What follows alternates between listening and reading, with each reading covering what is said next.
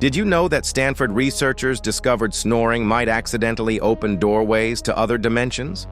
A classified study revealed that certain snoring frequencies create microscopic wormholes during sleep. Sleep researchers found that chronic snorers occasionally inhale air from parallel realities. This explains why some people wake up with knowledge they never learned. One subject fluently spoke Mandarin after a single night, despite never studying the language. Another solved advanced calculus problems she'd never encountered before. MRI scans showed strange dimensional particles trapped in the lungs of heavy snorers. But the discovery took a dark turn when researchers realized something disturbing. Some people were breathing air from dimensions where they had died. This caused unexplained nightmares and vivid death premonitions that left subjects terrified. The government quietly classified the research and moved it underground.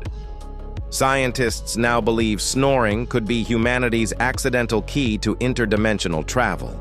Your bedroom might be a gateway to infinite realities.